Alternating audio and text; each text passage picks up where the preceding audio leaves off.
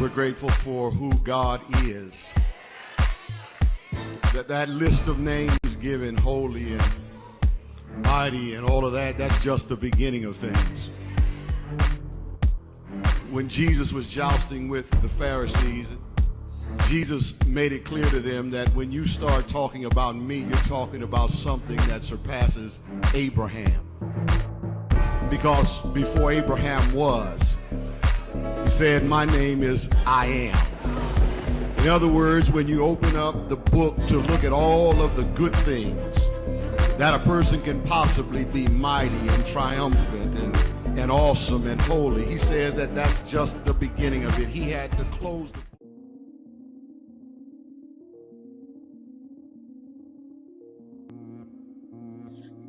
Wow, you know what? Who am I, America? I'm DeAndre Ivory. And I tell you what, growing up in my household, of course, first of all, originally from St. Louis, Missouri. Grew up in the Boot Hill, small town called Hay IV, Missouri. Started out, of course, in the traditional home. Mother, father, both working. I am the second child of three sons, so I'm the middle son. Often referred to by my mom and my dad as the middle boy. I'll tell you, growing up in my family, I never actually thought that I would be a comedian or doing comedy, things like that. Actually, I was always sort of an introvert or a shy person.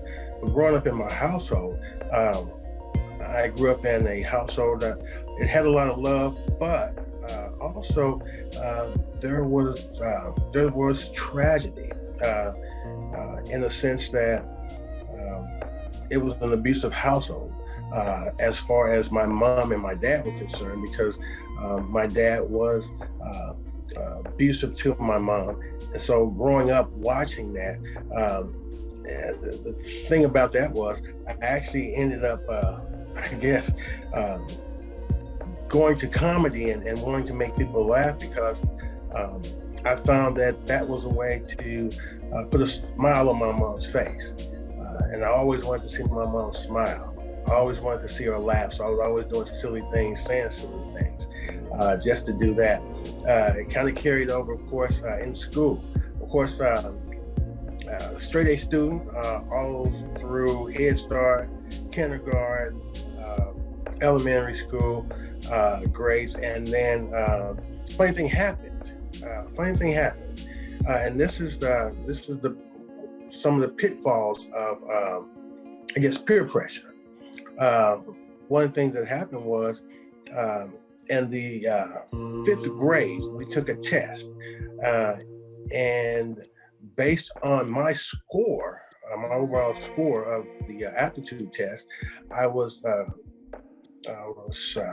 granted a position in the gifted program because I scored a 92 or above on the aptitude test. And there were only 5 of us in the entire school, both 5th and 6th grade. So of all the 5th graders and all the 6th graders, there were only 5 of us that actually scored 92 or better in on the aptitude test. And so we were in what's known as a gifted program, which meant every Thursday, we would actually get a chance to get together with a special instructor, the 5 of us, every Thursday for 4 hours, and basically just be creative. And I really did enjoy being in the gifted program at first, but then what happened was the other students started making fun of me during the week, and they called me nerd, and they say things like, "Look, there's DeAndre, he's gifted," because not only was I in the gifted program, but I was the only African American in the gifted program. So being the only person of color, that I definitely stuck out like a sore thumb, and so I began to be constantly teased by other students who basically made it seem like it was a bad thing. So I actually became embarrassed for being quote unquote gifted. And because of that, I actually let it affect my grades, because the following school year, I decided I didn't want people to call me a nerd or call me gifted.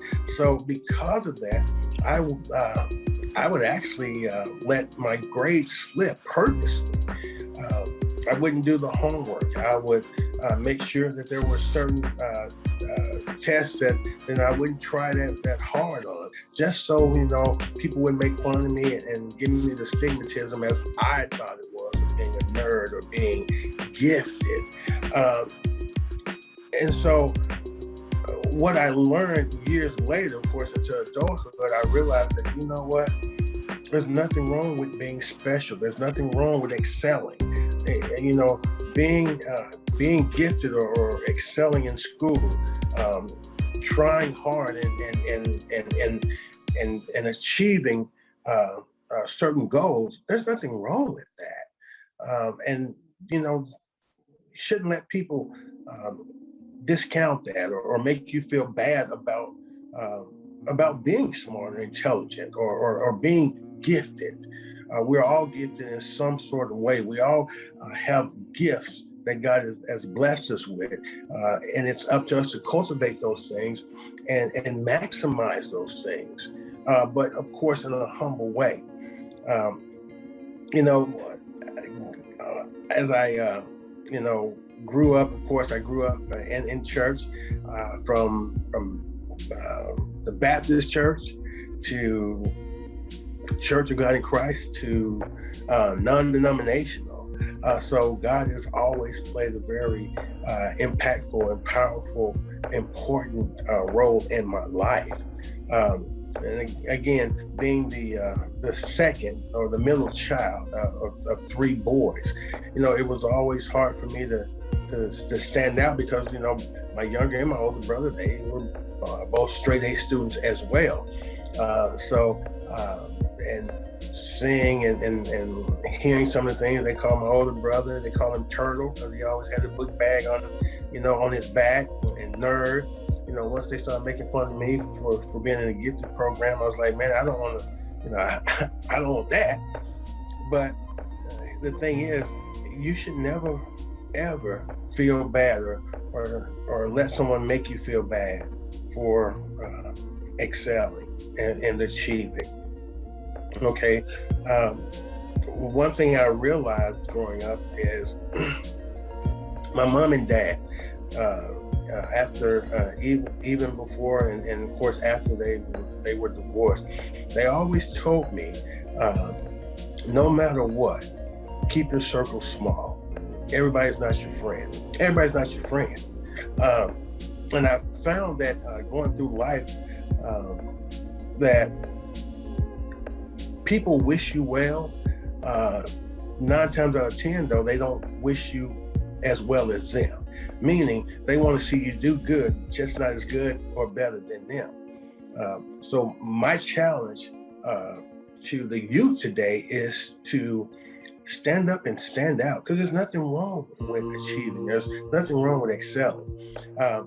Getting back into the comedy thing, where I am today with doing my comedy, I was on the when I got into when I entered into high school in the 9th grade, my freshman year. And what's so important about that, I was on the speech and debate team. Well, being on the speech and debate team, I came in with a reputation as a jokester, a class clown, somebody that was just really funny. I did all the Easter plays in church and all that. So, I was proud of the fact that, even as a 5-year-old, during the Easter play, my speech was just as long, if not longer than, kids that were, twice my age, and I would always memorize mine, and I would never read it. While other kids, even the older kids, would be reading theirs straight off the paper, I would always have mine memorized. Of course, I had my little Easter suit on, and I was sharp. You couldn't tell me nothing. But it's funny, when I look at where I am today and being on the speech and debate team. One thing that I found in being on the speech and debate team in high school and in college is that you can make an argument for anything. And I challenge the youth today to make an argument for themselves as it pertains to being successful, as it pertains to achieving. Why shouldn't you want to achieve? Why shouldn't you want to stand out? Why shouldn't you want to be the very best? There's nothing wrong with you separating yourself from people who are not doing their very best or not standing out. You know what? The most successful people are in the world, literally, are the people who said, you know what? I'm not going to be like everyone else because everyone else is not achieving at the level that I want to achieve. We all dream. Some of us just dream in color. And so I challenge all of you today to dream in color. And make sure when you dream in color, when you wake up, remember that dream. And so when you start to achieve and you start on your path, just know that no matter what, at the end of the day, the only person that can judge you for your successes and failures are really you. And of course, God judges us all. But that's in the afterlife. On this earth, you'll be your own judge and jury. So will you be found guilty or innocent of doing your very best? All right. Man, I tell you what, this comedy thing, let's get into, how I actually got into stand-up comedy. It's funny because I never saw myself as a stand-up comedian, ever. I end up actually doing stand-up comedy on a dare. At work, cracking jokes at work, and somebody, just half-heartedly made the comment, it's one thing to be funny, at work, but why don't you try getting on the stage? If you, Mr. Comedian, you want to be a comedian, why don't you take it to the stage? You need to be on somebody's stage. And so when they said that, I was like, okay, fine, I'll do it. So I actually, man, I got in the phone book and looked at the local comedy club here in Louisville, Kentucky, and Comedy Caravan, the big club here in Louisville, Kentucky.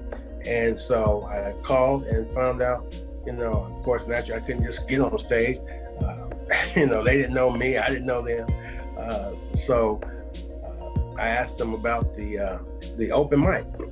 And so they told me it was on Wednesdays, and it was from 7:30 until 10. But you had to be there by 7 o'clock in order to sign up. And so I remember, man, my very first open mic, I told people at work, I was like, hey, and they offered to say, yeah, one up there, next Wednesday. So, you guys want to come see me? Come see me. And I didn't expect, really maybe 2 or 3 people that, that I actually was really cool with to come there. But as it turns out, about 40 people from the office, from all over, the office, they showed up. And so when the manager saw that, he actually, he put me towards the very end. I think they had about 30 comedians that night, 30, 35. So yeah, and we only got 3 minutes. So he put me towards the end because, he wanted to make sure that there was always a full house, or as close to full as possible, especially with my 35, 40 people there. And I'll never forget, man, I got butterflies. And here's the thing. I still get butterflies to this day, every time I get ready to perform. Every time. And I'm thankful for those butterflies, because what those butterflies tell me is that I haven't mastered it yet.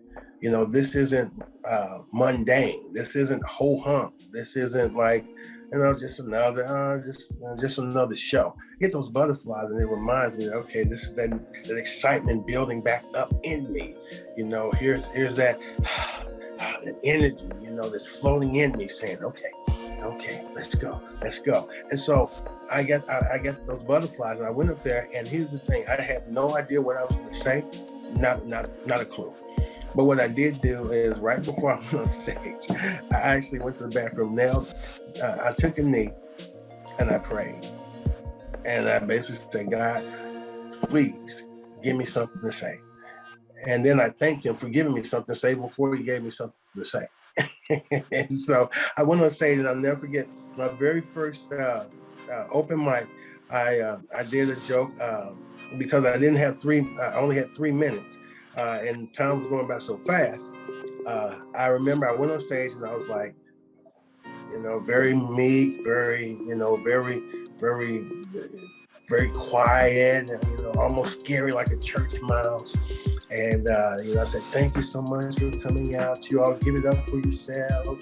And they would clap. And I said, give it up for the other comedians that you sing. And they would clap. I said, and give it up for the comedy club for having us and letting us do the open mic. And they clap. And then in the middle of them clapping for that, I just screamed, now shut up.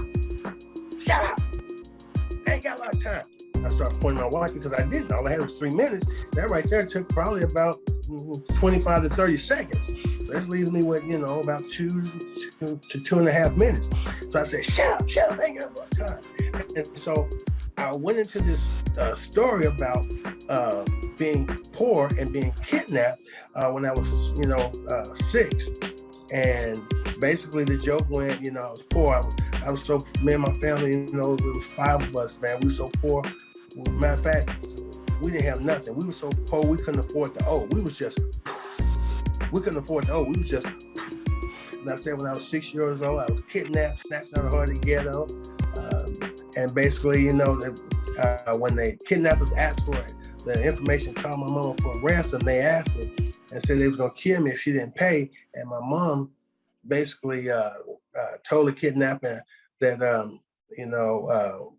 basically what was the ransom for, or the amount, and the kidnapper said, $13.72. Yeah, $13.72. And so the crowd just bust out laughing. And then I told them, shut up. And then I got emotional. I said, that wasn't what hurt my feelings, the lowball price. I said, what hurt my feelings was when the kidnapper hung up. He turned to me and said that my mama had the nerve to ask him, could he hold a check for 2 weeks? And man, they just fell out, man. I was just like, yeah. Man, it felt good. And the thing about it is there was a guy that was in the audience, I'm not gonna call his name, but he worked at a car lot. He was a sales manager at a car lot. And he saw me, he loved me, and he set me up with studio time, and I cut a CD, he paid for everything. And I cut the CD. He, I got the CD, and he told me that, he'd come, and he stopped by my job and pick it up because he wanted to hear it. And, I gave it to him, and he said he'd give it back to me. He wanted to listen to it. And I did make a copy of it. Well, it turns out I never heard from that guy again. He never returned my calls. I called over to his car lot where he worked. He never returned my calls.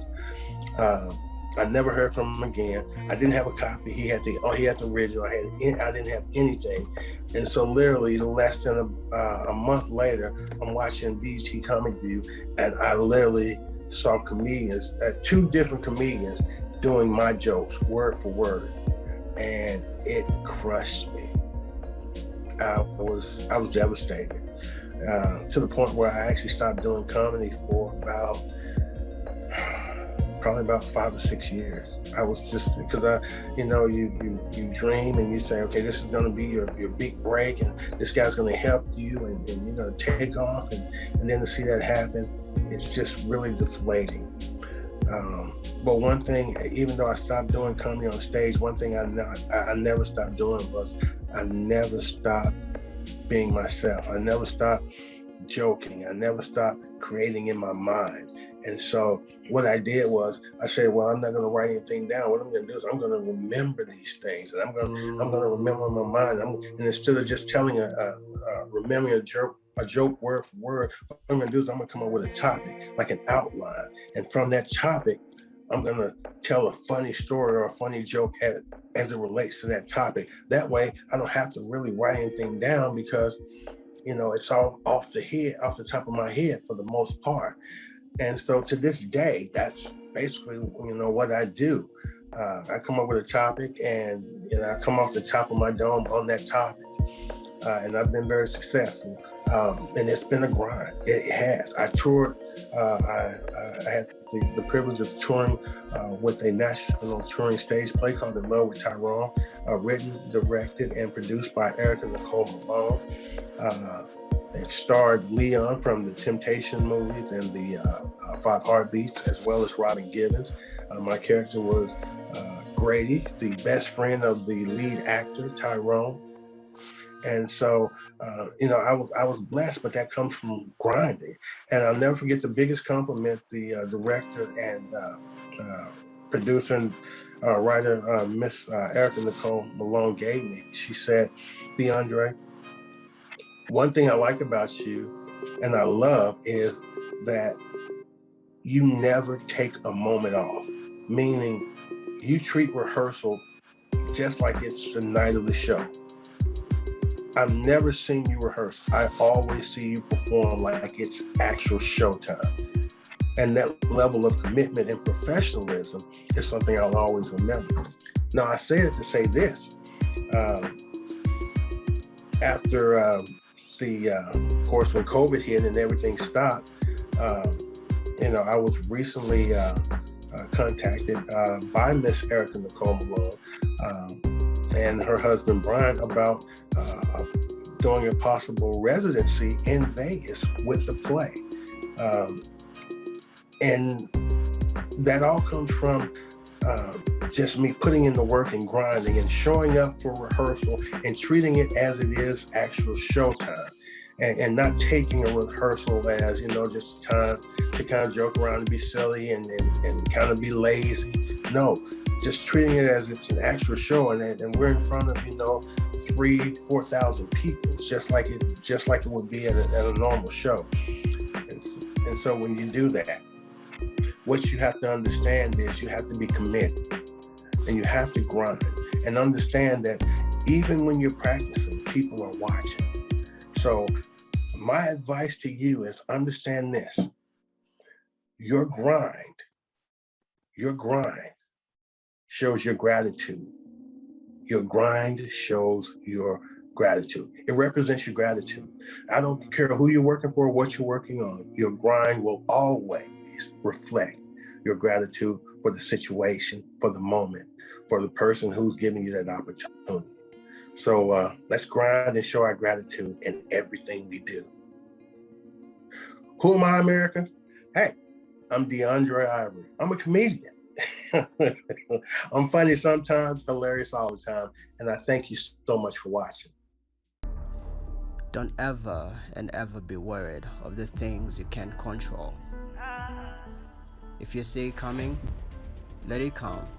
The fight is not yours. All you got to do is to build up your strength in union with the Lord and by means of His mighty power.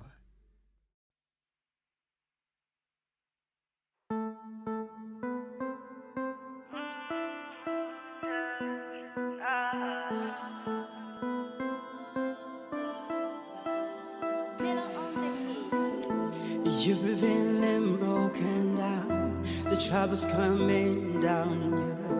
It's been coming, knocking you down, down, down, down, down, down, down. I wanna tell you there's a God for you. He's coming to raise you up right now. The problems, the troubles will all be solved right now. I know you've been passing through these trials, the forest, the hard for you. But I wanna tell you, I wanna tell you, it's gonna be good for you.